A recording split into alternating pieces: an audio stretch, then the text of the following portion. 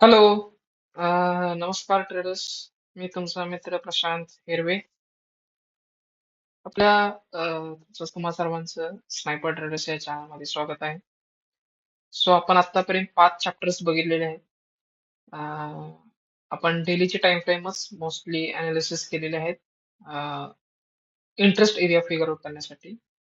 तर सेलिंग आणि बाईंग ह्या दोन्ही गोष्टींसाठी हायर टाइम फ्रेम अनालिसिस किती इम्पॉर्टन्स आहे, आज आपण ते अंडरस्टँड करणार आहोत. ओके, सो आय होप माझा आवाज सगळ्यांना लाऊड अँड क्लिअर येत असेल. So higher time frame importance म्हणजे काय?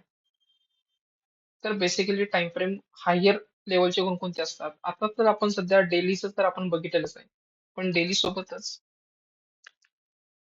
Weekly, monthly, quarterly,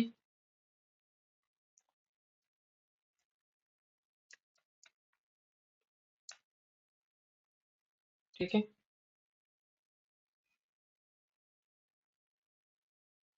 quarterly sorry, then half yearly, then yearly. Okay, तर वीकली म्हणजे सगळ्यांना माहितीच असेल, वीकली टाइम फ्रेम एक आहे आपल्याकडे. डब्ल्यू असं मेन्शन असतं चार्ट वरती. मंथली मध्ये एम असं मेन्शन असतं. क्वार्टरली मेन्शन नसतं. सो आपण त्याला 3 मंथ कन्सिडर करतो. ओके, हाफ इयरली पण मेन्शन नसतं. त्याला आपण 6 मंथ असं कन्सिडर करतो. आणि इयरली जे असतं त्याला 12 मंथ असं आपण कन्सिडर करतो.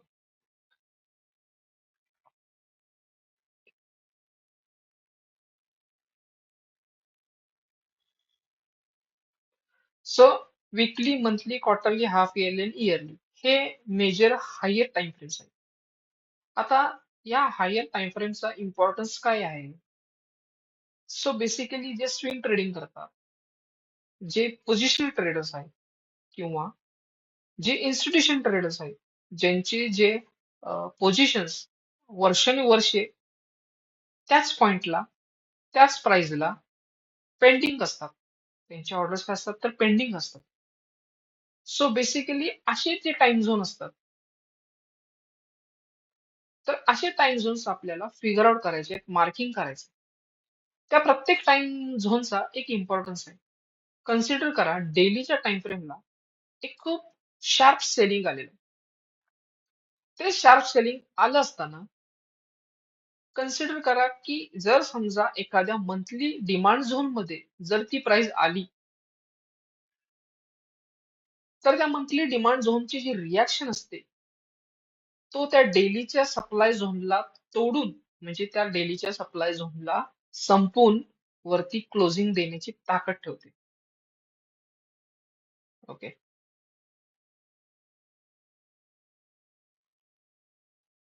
सो त्याचप्रमाणे समजा क्वार्टरली, मी आता क्वार्टरली टाइम फ्रेम हा एक का इम्पॉर्टंट आहे, कारण मोस्ट ऑफ द केसेस जेवढे काही ऑर्गनायझेशन असतात, त्यांचे जे रिझल्ट असतात अॅन्युअली, ठीक आहे, त्यांचे जे काही रिझल्ट असतात ते अनाऊन्स होतात मोस्टली क्वार्टरली बेसिस असतात.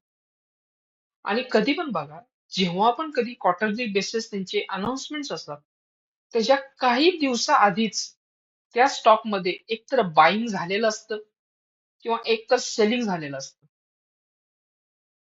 ठीक आहे, आणि जेव्हा रिझल्ट अनाऊन्स होतात, त्या रिझल्ट अनाऊन्स झाल्यानंतर मग स्टॉक काय करतो, एकतर उलट्या डायरेक्शनने ट्रेड चालू करतो. म्हणजे फॉर एक्झाम्पल रिटेलर्स काय करतात, न्यूज बेस जर जर कोणी रिटेलर्स ट्रेड करत असेल, तर क्वार्टरली रिझल्ट वरती जर समजा रिलायन्स मध्ये त्यांचा नेट प्रॉफिट इन्क्रीज झालेला आहे, बट रिलायन्स ऑलरेडी पहिल्यापासूनच अपमूव्ह दिलेला आहे, तर त्या न्यूजचा त्या दिवशी इतका काही मेजर इम्पॅक्ट होणार नाही. उलट आपल्यासारखे जे रिटेल ट्रेडर्स असतात, ती न्यूज ऐकून सी बाय करून बसतात, किंवा एखादा चांगला लॉट पोझिशन घेऊन फ्युचर्स बाय करून बसले असतात.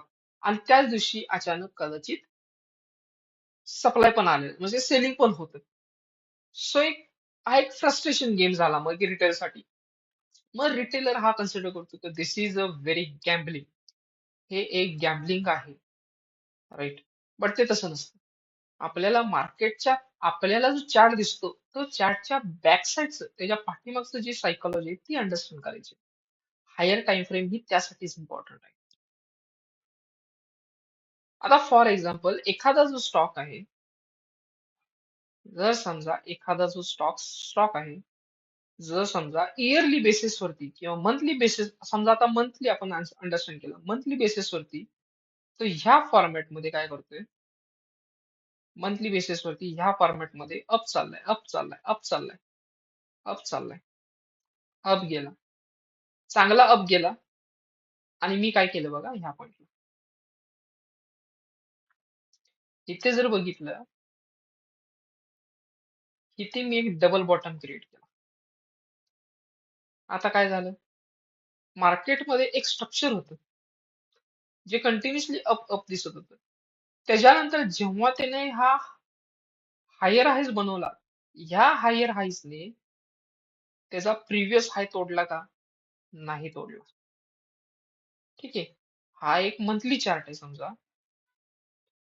आपण हा 1 मंथ म्हणजे मंथली चार्ट कन्सिडर करतो. सो हा हायर हाईज तोडला नाही. सो बेसिकली आता जेव्हा हे सेलिंग चालू होईल, जर समजा ह्या पॉइंटला ह्याने ह्याचा हा हायर हाय तोडला, तर आपण एक प्रकारे म्हणू शकतो की यस, या स्टॉक मध्ये एक सेलिंग चालू झालेला आहे. तर सेलिंग चालू झाल्यानंतर परत एकदा तो काय करतो, वरती जाऊन त्याला रिटेस्ट करण्याचा प्रयत्न करतो. ठीक आहे. आता आपल्याला माहितीये का की हा स्टॉक एक्झॅक्टली डाऊनसाइड जो येणार आहे तो कोणत्या लेवल पर्यंत येऊ शकतो आणि रिव्हर्स कोणत्या मुवमेंट नंतर होईल, हे आपल्याला चार्ट मध्ये कसं कळणार? कळूच शकत नाही ना. आपल्यालाही कळतं की हा या लेवलला एक सपोर्ट आहे, मग इथनं रिव्हर्स होईल. बट सपोर्ट आहे, पण तो कोणत्या टाइम फ्रेमचा आहे? जेव्हा मंथली, इयरली किंवा हाफ इयरली अशी जी काही मोठ्या टाइम फ्रेमचा जो सप्लाय क्रिएट होतो ना, तो डेली, विकली डिमांड झोन थांबवू शकत नाहीत. त्याला मंथली किंवा क्वार्टरली डिमांड झोनच इम्पॉर्टंट असतात. डेलीचे डिमांड झोन इम्पॉर्टंट आहेत कधी, जर समजा डेलीच्या झोनने मंथली किंवा विकलीच्या सप्लाय झोनला जर क्लोजिंग दिली असेल, तर तो डेलीचा डिमांड झोन सगळ्यात इम्पॉर्टंट आहे. आता काय झालं, आपल्याला हा एक पॉइंट माहिती आहे की इथे एक सपोर्ट एरिया आहे. आपण म्हणतोय की सप्लाय चालू झाला, बट सप्लायला कोणीतरी स्टॉप करायला पाहिजे. ओके. मग ह्या लेवलला एक काय आहे, तिथं मंथलीचा एक डिमांड झोन आहे. ठीक आहे. मंथलीचा काय आहे, एक डिमांड झोन आहे या पॉइंटला. एक बेस कॅन्डल मी क्रिएट करतो. हा मंथलीचा झाला डिमांड झोन. मग जेव्हा पण कधी प्राइस ह्या पॉइंटला येईल, तेव्हा काय करेल, प्राइस हायर टाइम फ्रेम आल्यानंतर थोडस साइडवेज जाईल. साइडवेज गेल्यानंतर ऍटलिस्ट एक किंवा दोन सप्लाय झोन तोडेल. आता हा सप्लाय झोन तुटला आणि मग काय करणार तो, परत त्याच्या ओरिजिनला येऊन ज्या झोनने सप्लाय तोडला, ठीक आहे, ज्या झोनने सप्लाय तोडला ते त्या लेवलला परत येऊन जेव्हा मार्केट काय करेल, परत त्याचा हायर हायर हायर चालू करेल.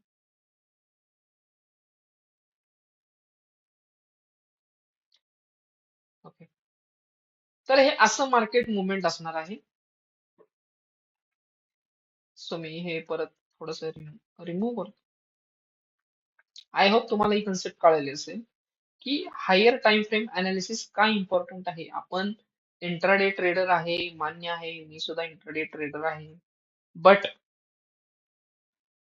बट जर समजा हायर सप्लाय झोनला जर आपण म्हणजे ट्रेड करत असेल आणि तिथे ऑलरेडी स्टॉकची प्राइस त्या सप्लाय झोनला जाऊन टच झाली असेल आणि आपण तिथं बाय साईडचा ट्रेड प्लेस करत असेल तर विचार करा तिथून किती स्ट्रॉंग मुवमेंट येईल जर समजा तो मंथलीचा किंवा क्वार्टरलीचा सप्लाय झोन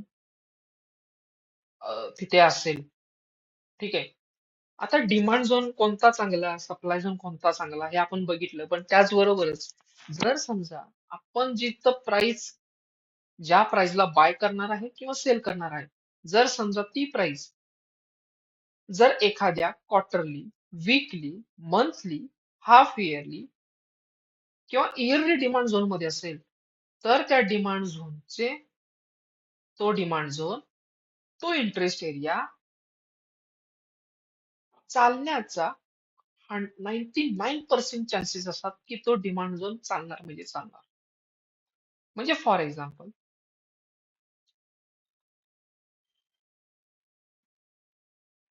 आता इथे मी एक मार्किंग केलं आहे.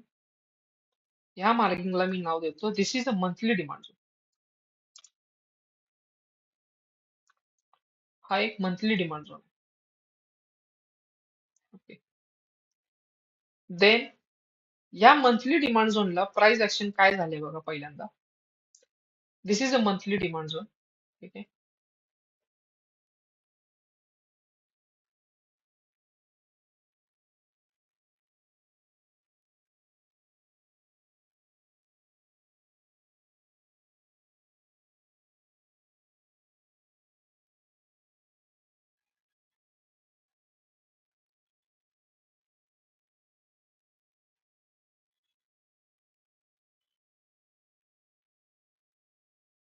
ओके. हा एक मंथली डिमांड झोन आहे. आणि त्याचबरोबर ह्या लेवलला एक डेलीचा डिमांड झोन क्रिएट करतो मी. इथे एक डेलीचा डिमांड झोन आहे ह्या पॉइंटला.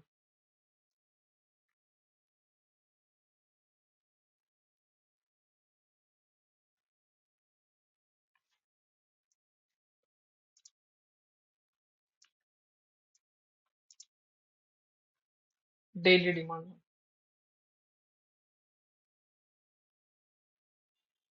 ओके. डेलीचा डिमांड झोन पण मार्किंग करतो.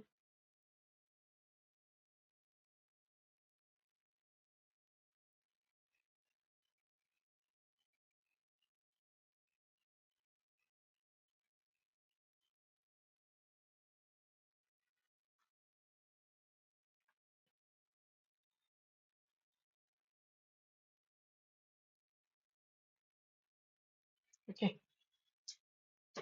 आता प्राइस मध्ये काय दिसते, एक मंथली डिमांड झोन आहे, एक डेलीचा डिमांड झोन आहे. मी ह्या प्राइसला थोडस काय करतो, ह्या सेक्शनला थोडस डाऊन साइड आणतो.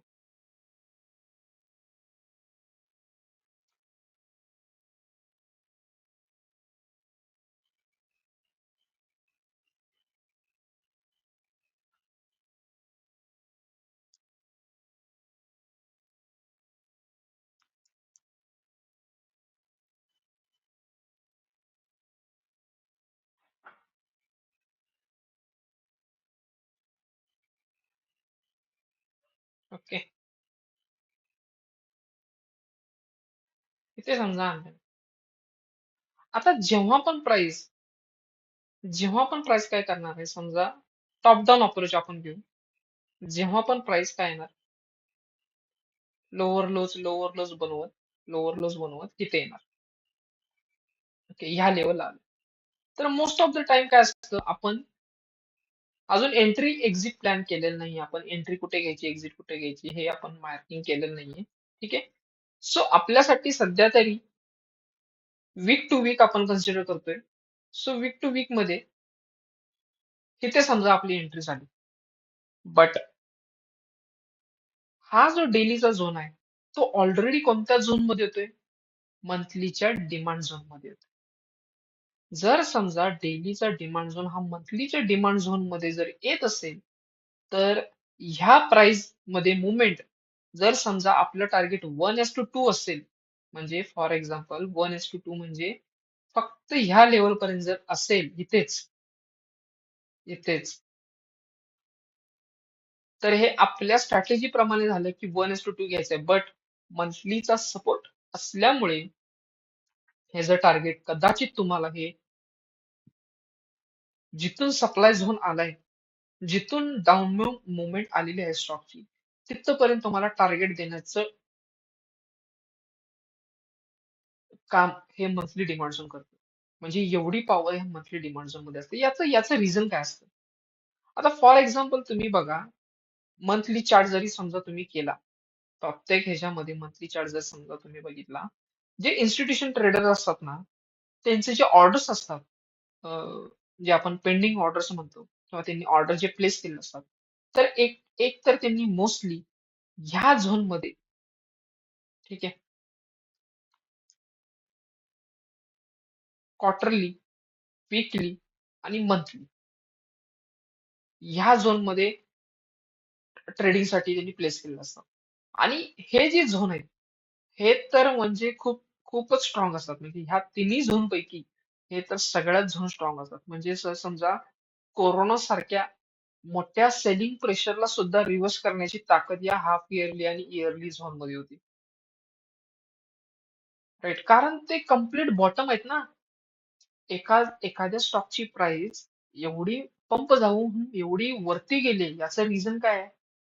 कारण त्या बेसला बरेचसे पेंडिंग ऑर्डर इन्स्टिट्यूशनचे पडलेले आहेत. आणि इन्स्टिट्यूशन एक आहे का त्या पॉइंटला?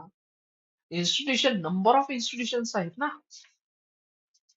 HDFC आहे, LIC आहे, लाईफ इन्शुरन्स आहेत. लाईफ इन्शुरन्स मधले सगळे जेवढे काही इन्स्टिट्यूशन आहेत ते सगळे आहेत. एवढे सगळे इन्स्टिट्यूशन आपल्याकडे SIP चे फंड्स किती आहेत? Blue chip fund, Prudential fund, HDFC चा फंड, हे सगळे काय करतात? हे सगळे इन्स्टिट्यूशन्स आहेत ना. So most of the time त्यांची ऑर्डर्स अशा मोठ्या टाइम फ्रेमला तर असतातच असतात. डे टू डे ट्रेडिंग मध्ये तर त्यांची ऑर्डर्स असतातच. ठीक आहे. पण जेव्हा अशा टाइम फ्रेम मध्ये जर समजा तुमची प्राइस येत असेल, तर त्याचे चान्सेस चालण्याचे जवळपास 99% चान्सेस असतात. 99% चान्सेस असतात. आणि जर समजा क्वार्टरली डिमांड झोन मध्ये जर समजा तुमची प्राइस आलीच, तर मग त्याचे चान्सेस खूपच हाय. आता फॉर एक्झाम्पल प्रत्येक डिमांड झोनला आपण जर पॉइंट्स द्यायचं म्हटलं, तर प्रत्येक डिमांड झोनला पॉइंट्स किती देऊ शकतो? जर समजा आपण वीकली डिमांड झोन फक्त आता ह्या पॉइंटला कन्सिडर करू की वीकली डिमांड झोन आहे.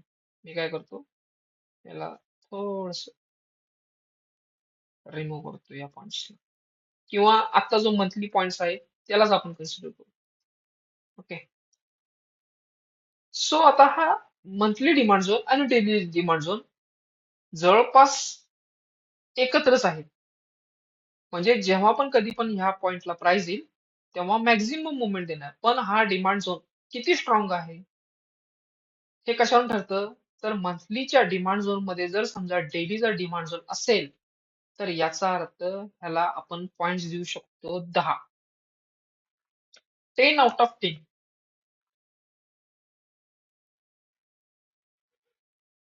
ह्या डिमांड झोनला मी मार्किंग करतो 10 आउट ऑफ 10. ओके. जर समजा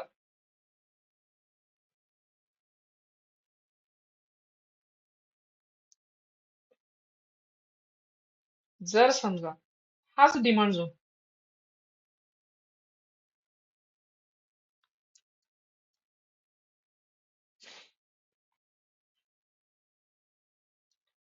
हा डिमांड झोन समजा ह्या मंथली डिमांड झोनच्या थोडासा वरती आहे, ठीक आहे.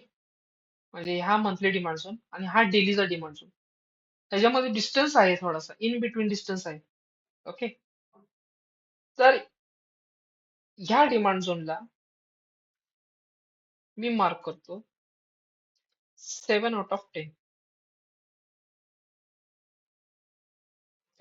हा डिमांड झोन झाला 7 आउट ऑफ 10. आणि जर समजा हा demand zone monthly demand zone पेक्षा खूपच वरती आहे, मंथली डिमांड झोन पेक्षा खूपच वरती आहे, तर मी त्याला 5 आउट ऑफ 10 म्हणतो. आता याचं रिझन काय? याचं रिझन काय? हा बघा, डिमांड झोन हा पण चालणार आहे, हा पण चालणार आहे, पण हा पण चालणार आहे. पण डिमांड झोन मध्ये सगळ्यात जास्त पॉवर कोणत्या डिमांड झोनची? ज्याला हायर टाइम फ्रेमचा सपोर्ट आहे. म्हणजे ह्या डेलीच्या डिमांड झोनला आपण तर इंट्राडे साठी, पोझिशनल ट्रेडिंग साठी मोस्टली डेलीचाच यूज करतो, डेली 1 आवरली. पण जर समजा त्या डिमांड झोनला जर मंथलीचा सपोर्ट जर भेटला, ठीक आहे, मंथलीचा जवळपास त्याच्या आसपासच सपोर्ट जर भेटला, तर तो डिमांड झोन सगळा स्ट्रॉंग आहे. त्या डिमांड झोनची चालण्याची प्रोबॅबिलिटी हाय आहे. 99% त्याची प्रोबॅबिलिटी हाय असते. ठीक आहे. जर समजा डेलीचा डिमांड झोन त्या मंथली डिमांड झोन पेक्षा थोडासा लांब आहे किंवा इन बिटवीन आहे, ठीक आहे, वरती आहे, ओके, तर अशा डिमांड झोन चालण्याची प्रोबॅबिलिटी आहे. पण मी म्हणतोय की ते 70% चालण्याचीच प्रोबॅबिलिटी आहे. म्हणजे ह्या डिमांड झोन मधनं जी आपल्याला 1:10, 1:15 म्हणजे एवढ्या हायर रिस्क रिवॉर्ड रेशो जे ह्या डिमांड झोन मधनं मिळणार आहे, तो ह्या डिमांड झोन मधनं मिळणार नाही आपल्याला. याचं कारण काय? जर समजा इथे सेलिंग प्रेशर जर हाय आलं या पॉइंटला, कारण येऊ शकतं ना, demand zone is demand zone, त्याला तोडण्याची ताकद जर सेलर्स मध्ये असेल तर तिथनं प्राइस वरती जाणारच नाही. जर समजा इथं ह्या पॉइंटला सेलिंग प्रेशर जर हाय आलं तर आपला तर एसेल लागणार. बट ह्या हा- एवढ्या स्ट्रॉंग सेलिंग प्रेशरला रिव्हर्स करण्याची ताकद कोणत्या डिमांड झोन मध्ये? मग जिथे मंथलीचा सपोर्ट आहे किंवा ह्या मंथ राईट, जिथे मंथलीचा ह्या डेलीला सपोर्ट आहे, तिथून ह्या प्राइसची रिव्हर्स येण्याची प्रोबॅबिलिटी किती झाली? हाय झाली ना. आपण हाच फॉर्मॅट आपण चार्ट्स मध्ये सुद्धा अनालिसिस करूया. चार्ट मध्ये एक्झॅक्टली कसे फुटप्रिंट्स आपल्याला दिसतात. मंथली झालं, वीकली झालं, डेली झालं. सेम फॉर्मॅट मध्ये जर समजा मी काय केलं,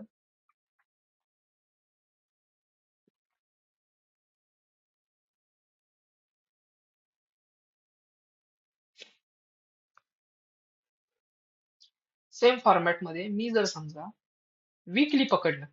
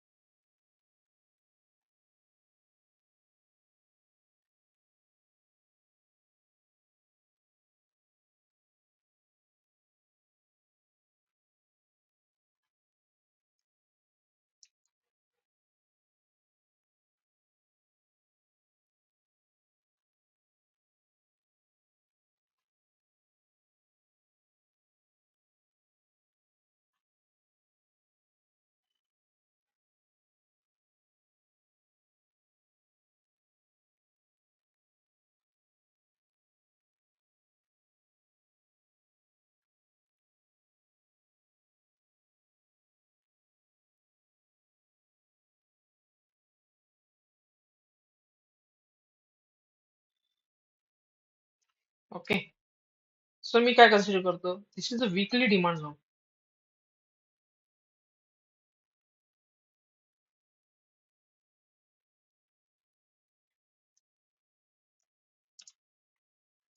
हा weekly demand zone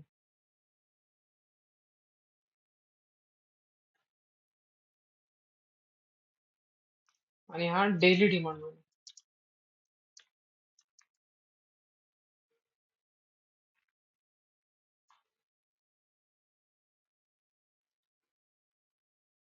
so basically same जे आपण मंथलीला अंडरस्टँड केलं, सेम तेच वीकलीला सुद्धा, आणि सेम तेच क्वार्टरली, हाफ इयरली आणि इयरलीला सुद्धाच. जर समजा ह्या वीकलीच्या डिमांड झोनचा ह्या डेलीच्या डिमांड झोनला जर सपोर्ट असेल, ठीक आहे, तर ह्याची चालण्याची प्रोबॅबिलिटी 10 आउट ऑफ 10 आहे. जर सेम हाच डिमांड झोन इन बिटवीन इथं कुठेतरी असेल ह्या लेवलला, ठीक आहे, तर त्याच्या 70% चालण्याची प्रोबॅबिलिटी आहे. राईट. आणि जर समजा हा एकदमच या मंथली विकली किंवा मंथलीच्या डिमांड झोन पेक्षा खूपच लांबच आहे, तर त्याची 50-50% चान्सेस आहे की तो डिमांड झोन चालेल. कारण जर समजा सेलिंग प्रेशर जर हाय असेल आणि तो डिमांड झोन जर ब्रीच झाला ब्रीच झाला म्हणजे त्याला संपवला सेलर्सनी, तर ह्या सप्लाय झोनला थांबवण्याची ताकद फक्त मोठ्या टाइम फ्रेमच्या डिमांड झोन मध्येच आहे. कारण तिथेच मेजॉरिटी इन्स्टिट्यूशनचे ऑर्डर्स पेंडिंग असतात. ठीक आहे. कारण तिथनच एक मार्केटमध्ये रिव्हर्सल येतं. तिथूनच एक मार्केटमध्ये रिव्हर्स येतात. आता हे झालं डिमांड झोनच्या बाबतीत. सप्लाय झोनच्या बाबतीत पण सेम.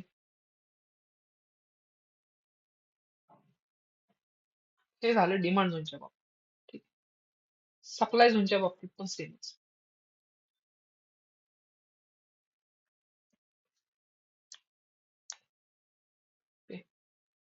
आता जर समजा सप्लाय मध्ये पण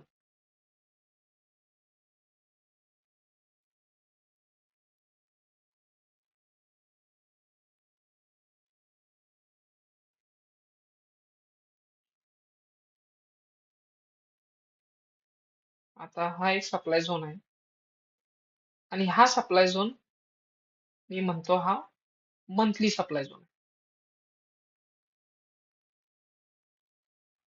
ओके. हा मंथली सप्लाय झोन आहे.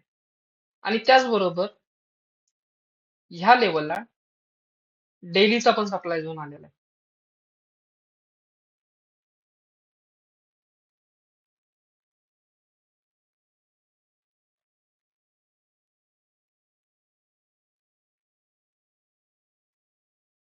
राईट.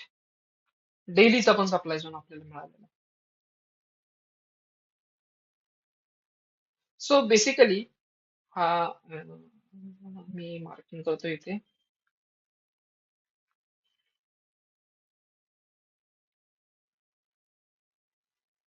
दिस इज मंथली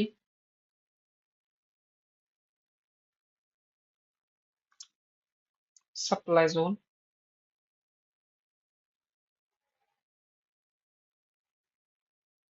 हा मंथली सप्लाय झोन झाला. देन हा झाला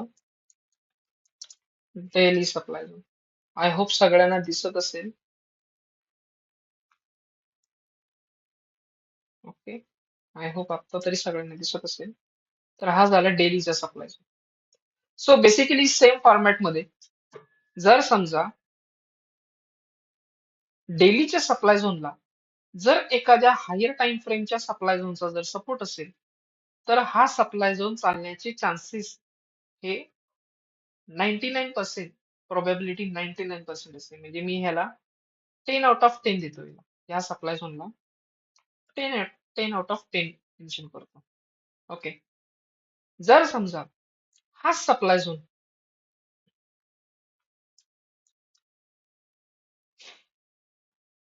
हा सप्लाय झोन जर समजा हा मिडल लेवलला इथे कुठेतरी असेल, ठीक आहे, म्हणजे इथे ह्या मंथलीच्या सप्लाय झोन पासून पण लांब, ठीक आहे, ह्या लेवलला कुठेतरी असेल, तर ह्याचे चालण्याचे चान्सेस हे प्रोबॅबिलिटी 70% असते, म्हणजे 7 आउट ऑफ 10. आणि जर समजा हा सप्लाय झोन ह्या मंथलीच्या सप्लाय झोन पेक्षा खूपच लांब आहे, म्हणजे इथे कुठेतरी आहे, तर ह्याचे चालण्याचे चान्सेस जे असतात ते जवळपास 50-50% असतात, म्हणजे 5 आउट ऑफ 10. याचा अर्थ काय, जर समजा बॉटम साइडने जर समजा बाईंग खूप हाय प्रेशरनं आलं, तर व्हेरी हाय चान्सेस आहे की हा सप्लाय झोन तुटून ह्या सप्लाय झोन पासनं प्राइस रिॲक्ट होऊ शकते. आणि जर समजा हा सप्लाय झोन सुद्धा नाही रिॲक्ट झाला, म्हणजे ह्या सप्लाय झोनला सुद्धा त्यानं ब्रीच केलं, ठीक आहे, ह्या सप्लाय झोनला सुद्धा त्यानं तोडलं, तर एवढ्या बाईंगला रिव्हर्स करण्याची ताकद फक्त ह्या मोठ्या टाइम फ्रेमच्या सपोर्ट मध्ये असणाऱ्या सप्लाय झोन मध्येच असते.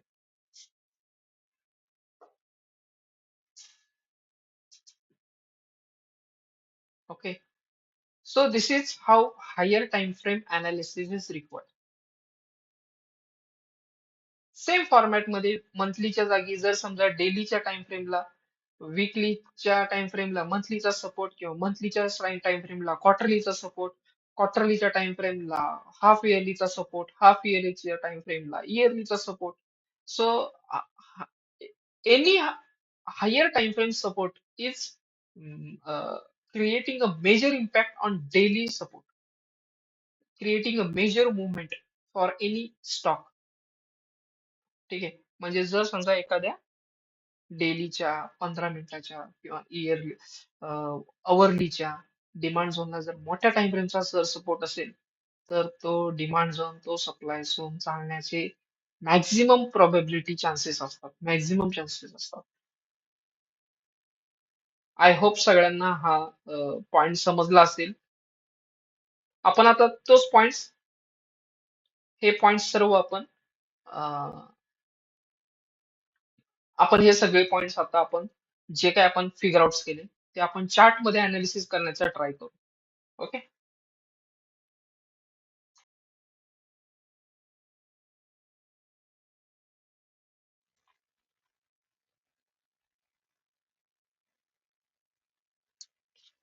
ओके. सो आपण म्हणत होतो की मेजर टाइम फ्रेम झोन, आता आपण रिलायन्स ओपन केला तर रिलायन्स मध्येच बघूया. मी हे सगळे चार्ट डिलीट करतो. सो इयरली सप्लाय झोन बघू आपण. इयरली सप्लाय झोन आणि इयरली डिमांड झोन. तर कोणकोणते असतात बघूया आपण ते आता. पहिल्यांदा इयरली मार्किंग करू. हे बघा, हा एक इयरली डिमांड झोन आहे या लेवलला. ओके. अजून तरी इयरली मध्ये प्राइस आलेलीच नाहीये.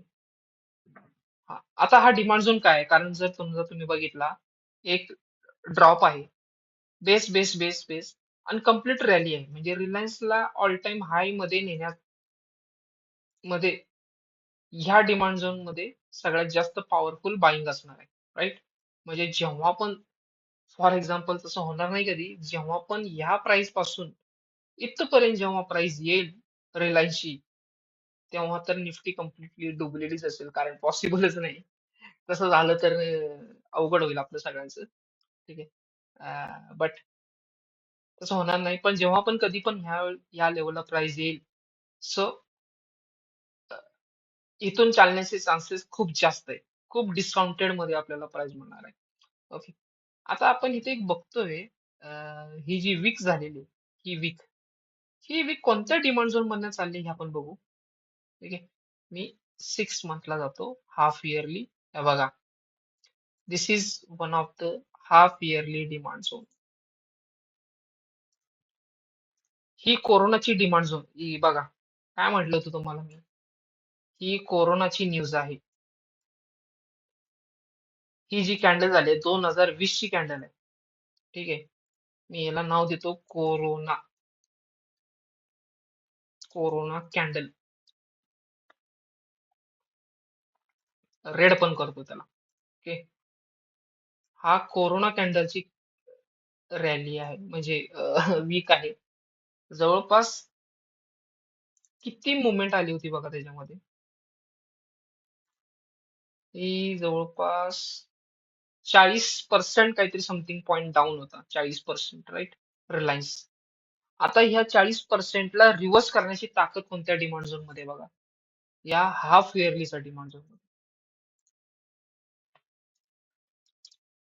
हाफ इयरली डिमांड झोन किंवा इंटरेस्ट एरिया जरी समजा तुम्ही म्हटला, तर हा हाफ इयरली इंटरेस्ट एरिया झाला. Impulsive, right. पॉसिबलच नाही ना कोणत्याही डिमांड झोनला एवढी प्राइस रिव्हर्स करणं. आणि किती फास्टली रिव्हर्स झाले बघा.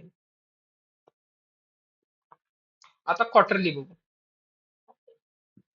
येस, रॅली इम्पल्सिव्ह आहे, बेस बेस इम्पल्सिव्ह आहे. म्हणजे हा डिमांड झोन जो आहे तो हाफ इयरली पण आहे आणि क्वार्टरली डिमांड झोन पण आहे. आय होप प्रत्येकाला मिनिंग कळालं असेल. हे बघा, क्वार्टरली डिमांड झोन अजून एक आहे खाली, राईट. ह्या लेवलला सुद्धा क्वार्टरली डिमांड झोन आहे. मी इथे पण मेन्शन करतो.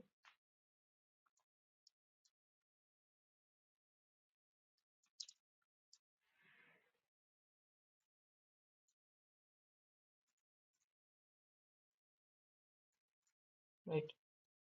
आता महत्वाचं पॉईंट सांगायचं काय, ज्या डिमांड झोनला आता इथे दोन्ही टाइम फ्रेमचा डिमांड झोनचा सपोर्ट आहे. म्हणजे हाफ इयरली पण आहे, क्वार्टरली पण आहे. राईट. बरोबर आहे ना. आपली आपली काय स्ट्रॅटेजी सांगते, आपली स्ट्रॅटेजी कोणती आहे? आपली स्ट्रॅटेजी सांगते कोणती. जर समजा आपली स्ट्रॅटेजी तुम्ही बघितली तर आपली स्ट्रॅटेजी ही पण आहे इम्पल्सिव्ह. राईट. देन काय, बेस, बेस, इम्पल्सिव्ह. राईट. ही आपली स्ट्रॅटेजी आहे. बेस किती पण असू शकते. एक बेस असेल तर स्ट्रॉंग, एकदम स्ट्रॉंग तो डिमांड झोन आहे. दोन असेल तर ऍटलिस्ट 80 ते 90% चान्सेस आहेत की तो डिमांड झोन खूप चांगला आहे. हा, जर समजा मॅक्झिमम बेस कॅन्डल असेल तर समजा तिथे थोडंफार कन्सोलिडेशन, डिस्ट्रीब्युशन, अक्युमुलेशन हा पॉईंट होऊ शकतो. बट इथं दोन बेस कॅन्डल आहेत. मी आता मोठी टाइम फ्रेम आहे म्हणून ह्या दोन्ही कॅन्डलला मी बेस कन्सिडर करते. आता अजून थोडं मंथली जाऊया. इथे मंथलीचा पण आपल्याला सपोर्ट सापडतोय का बघूया. नाही, मंथलीचा इथे काही सपोर्ट दिसत नाही, बट कदाचित विकलीचा सपोर्ट इथे दिसतोय. ह्या पॉइंटला मंथलीचा जो सपोर्ट आहे तो डाऊन साइडला आहे. आणि जर समजा तुम्ही ह्या क्वार्टरली चा बघितला तर ह्या क्वार्टरली मी थोडस मॉडिफाय करतो आणि इथे आपल्याला मंथलीचा सुद्धा सपोर्ट मिळतोय. Monthly demand zone, this is one monthly demand zone आपल्याला मिळतोय इथे. Right.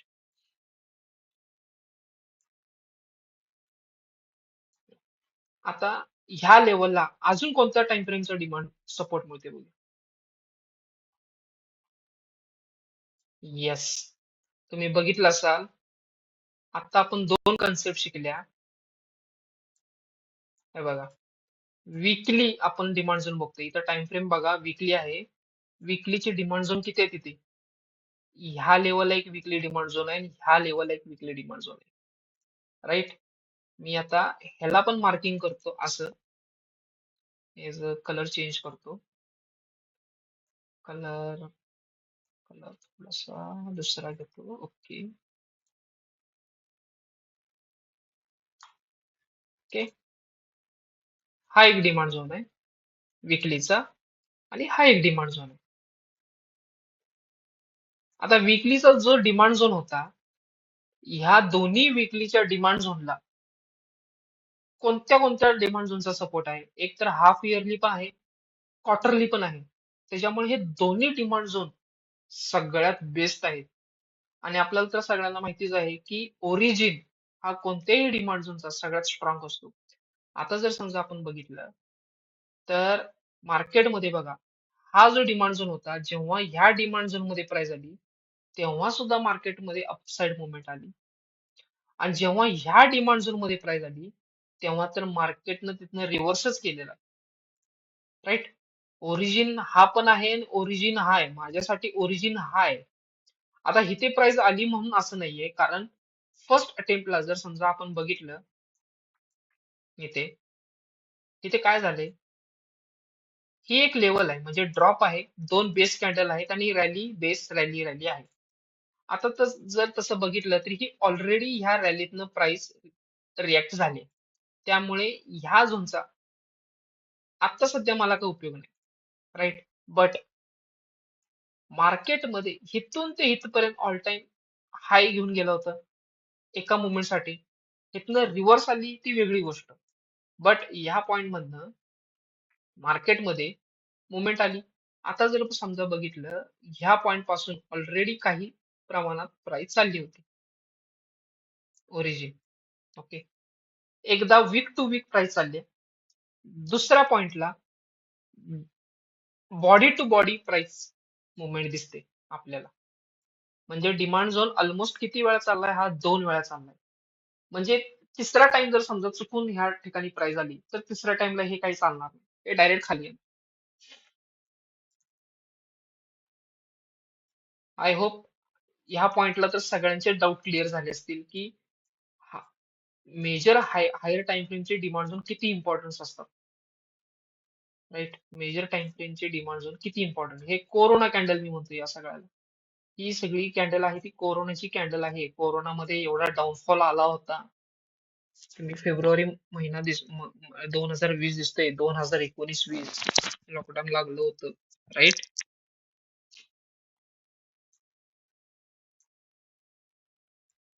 Okay. I hope demand zone तर आज सगळ्यांना क्लिअर झाला असेल की मोठ्या टाइम फ्रेमचा डिमांड झोन किती इम्पॉर्टंट आहे. बरोबर. आता मी काही वेळासाठी ह्याला थोडा रिमूव्ह करतो आणि डेलीला काही डिमांड झोन सापडते का बघू ह्या पॉइंटलाच. ह्या पॉइंटला डेलीचा पण काही डिमांड झोन आहे का बघूया, कारण ऑलरेडी आता वीकली वीकली तर सापडले. मला वाटत नाही डेलीचा आणि आपल्याला परत तिथे कुठे सापडेल, बट एखाद्या टाइम फ्रेमला, मेजर टाइम फ्रेमचा जर समजा आपल्याला सपोर्ट मिळाला, तर तो किती चालतो हे आपण आता जस्टच बघितले, राईट? हे बघा.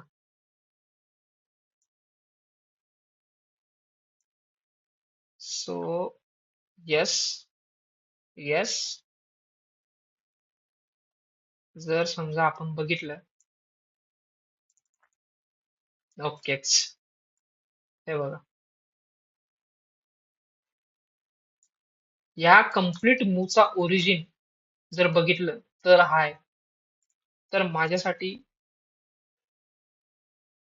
आता हा डिमांड झोन कसा मी सांगतो तुम्हाला. सो बेसिकली एक ड्रॉप आहे इथे सगळा, सेलिंग आहे. हा पण एक ड्रॉप आहे, 1 2 3 4 5 6. ह्या डिमांड झोन मध्ये 6 बेस कॅन्डल आहे. बट 6 बेस कॅन्डल असून सुद्धा हा डिमांड झोन का पॉवरफुल आहे? बिकॉज कारण ह्या डिमांड झोनला, हा एक डेलीचा डिमांड झोन झाला आता माझ्यासाठी इथे, हा डेलीचा डिमांड झोन आहे, राईट? माझ्यासाठी इथे हा डेलीचा डिमांड झोन आहे. हा डेलीचा डिमांड झोन 6 बेस कॅन्डल असून सुद्धा का पॉवरफुल आहे? याचं कारण आहे, कारण त्याला हाफ इयरली, क्वार्टरलीचा, वीकलीचा सपोर्ट आहे, राईट? त्याला 3 टाइम फ्रेमचा सपोर्ट मिळाला ह्या डिमांड झोनला, 3 टाइम फ्रेमचा. It's not a joke,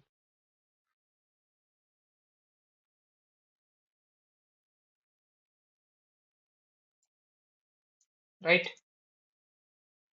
let's go to monthly and weekly again.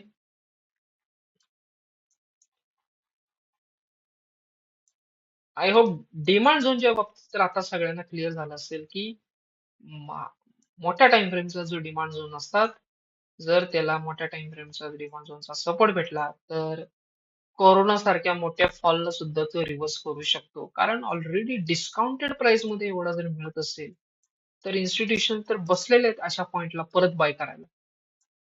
बघा ना, क्वार्टरलीच्या बरोबर डिमांड झोनला आलेला आहे क्वार्टरली. 3 मंथ जर आपण बघितलं, परत परत एकदा येतो मी, 3 मंथ हे बघा, परत डिलीट मारतो मी, right? Rally, impulsive, base impulsive, हा क्वार्टरलीचा डिमांड झोन एक आहे. हा एक डिमांड झोन आहे. तिथे तर ऑलरेडी इयरली डिमांड झोन आहे. ओके, हे झाले डिमांड झोनच्या बाबतीत. चला आपण आता सप्लाय झोनच्या बाबतीत बघूया. सप्लाय झोनला पण सेम तसंच वर्क होतं का बघूया.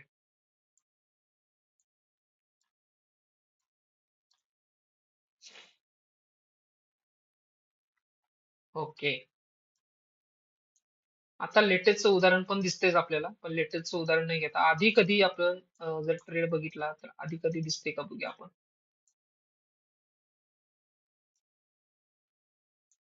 Okay, 12 month. सध्या इयरली तर सप्लाय झोन इथे कुठे दिसत नाही आपल्याला एवढा स्ट्रॉंग. सो मी हाफ इयरली जातो. Okay, half yearly supply zone तर नाहीये, पण रिएक्शन तर इथे दिसते आपल्याला. ओके, आता हा पॉइंट बघा, हा पॉइंट टू हा पॉइंट. आता मी मार्किंग थोडंसं ह्याचं खाली घेतो, कारण आता ह्या सप्लाय झोनची अशी काही अचिव्हमेंट नाहीये, ठीक आहे? यानं कोणताही डिमांड झोन क्लोज केला नाहीये. बट जर समजा आपण बघितलं अजून लोअर टाइम फ्रेमला, तर कदाचित त्याने डेलीचा, विकलीचा कोणता ना कोणता तरी सपोर्ट झोन तोडला असणार आहे. आता जर समजा आपण बघितलं तर ही रॅली आहे. 1, 2, 3 बेस कॅन्डल आहेत आणि त्याचबरोबर 2 बॅक टू बॅक ड्रॉप आहेत. म्हणजे हा एक काय झाला, हा माझा हाफ इयरली सप्लाय झोन झाला.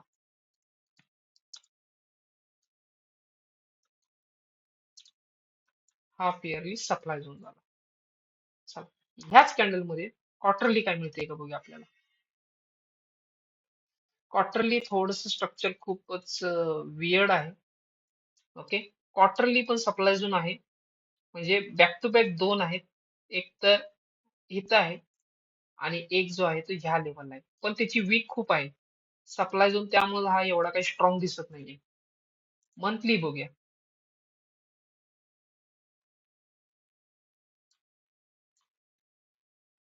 ओके, मंथली मंथली तर कम्प्लीट बेस स्ट्रक्चर आहे. बेस कम्प्लीट बेस आहे. Base base base base base base base base, त्यामुळेच या सप्लाय झोनची रिॲक्शन पण बघा. टच केल्या केल्या असं असतं. सप्लाय झोन खूप स्ट्रॉंग आहे. स्ट्रॉंग म्हणजे इन द सेन्स तो इतका स्ट्रॉंग नाहीये, कारण त्याच्यामध्ये कोणत्याही डिमांड झोन जर समजा ह्या सप्लाय झोन या कन्सोलिडेशनने जर समजा ह्याला जर क्लोज केला असता आणि ह्याच्या खाली क्लोजिंग आली असती, तर मी म्हटलं असतं की हा सप्लाय झोन खूप स्ट्रॉंग आहे. बट ह्या सप्लाय झोन मध्ये एवढी काही मुवमेंट नाही. ही जी काही रिएक्शन आली ती घेतल्या या कन्सोलिडेशन मध्ये थोडंफार का असं ना सेलिंग प्रेशरमुळे आलेली आहे. बाकी काही सुद्धा नाही. हा, ऑलरेडी जर समजा तुम्ही बघितला तर हा एक सप्लाय झोन होता इथे. हा एक मंथलीचा सप्लाय झोन आहे बघा. हा इथे एक आपल्याला सापडला. इथून ते ह्या लेवल पर्यंत. ठीक आहे. हा, इथे दोन सप्लाय झोन आपल्याला सापडले. हे बघा, हा मंथलीचा supply zone, rally, base base, drop. Okay, drop आला, जेव्हा पण ह्या प्राइसला टच केलं, प्राइस बघा शार्पली फॉल डाऊन झाली. त्याचबरोबर हा एक सप्लाय झोन दिसतो इथे आपल्याला. Drop, base base, drop drop drop. जेव्हा पण इथे टच झालं, तिथून पण एक शार्प फॉल आलेला आहे. आता ह्या सप्लाय झोनला आपला दुसरा पॉइंट झाला बघा. ह्या सप्लाय झोनला मंथलीचा सपोर्ट आहे. हा, ह्या सप्लाय झोनला मंथलीचा सपोर्ट आहे, पण थोडासा हा सप्लाय झोन ह्याच्यापेक्षा लांब आहे. ह्याचे चालण्याचे चान्सेस 70% होते, तर 70% त्याची मुवमेंट आलेली आहे. ठीक आहे. जर समजा अजून कुठे वरती आपल्याला दिसतोय का, सप्लाय झोन पाहिजे आपल्याला, पण त्याची क्लोजिंग चांगली पाहिजे. क्लोजिंग महत्वाची आहे त्या सप्लाय झोनची. ठीक आहे, दिसतंय ना आपल्याला, आता इथे पण दिसतंय. ह्या लेवलला बघा, ही लेवल आहे सप्लाय झोनची, ही लेवल आहे सप्लाय झोनची. आता इथं कन्सोलिडेशन झाले म्हणून, पण रिॲक्शन तर आलेली आहे ह्या लेवलला. आता जर समजा मी सगळं डिलीट मारतो आणि ही लेवल कन्सिडर करू आपण, ह्या लेवल मध्ये आपल्याला काय सापडते का बघूया.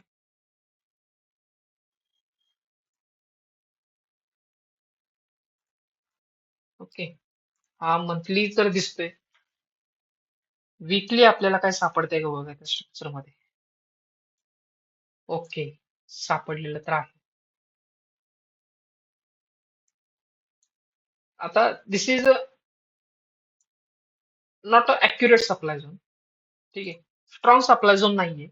आता कोणत्या बेसिसवरती म्हणतोय मी, जर समजा ही कॅन्डल, ही कॅन्डल, ही कॅन्डल जर समजा बघितली, तिकडचं स्ट्रक्चर तुम्ही बघू नका ह्या पॉईंटचं, तर एक स्ट्रॉंग सप्लाय वाटत नाही. बट ह्याची जर क्लोजिंग बघितली, म्हणजे हा सप्लाय झोन ज्यावेळी डाऊनसाइड मुवमेंट आली, तर त्यानं ह्या लेवलचं कन्सोलिडेशन संपवून खाली क्लोजिंग दिलेली आहे. म्हणजे एक मुवमेंट तर आली ह्याच्यामध्ये. म्हणजे हा काय झाला, एक वीकली सप्लाय झोन झाला. हा काय झाला, एक वीकली सप्लाय झोन आहे.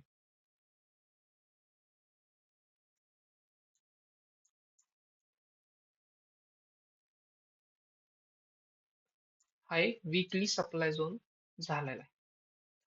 बट प्राइस जेव्हा या वीकली सप्लाय झोन मध्ये आली, ठीक आहे. ते रिटेस्ट झाली म्हणून त्यानंतर खाली आली, ठीक आहे. बट त्याच्यानंतर अजून एक विकली सप्लाय झोन इथे आपल्याला सापडलाय. तो ह्या लेवलचा हे ते.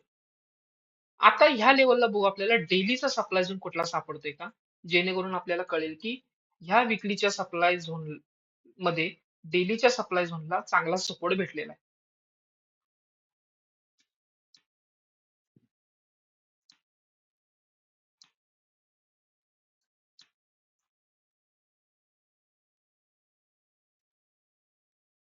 येस.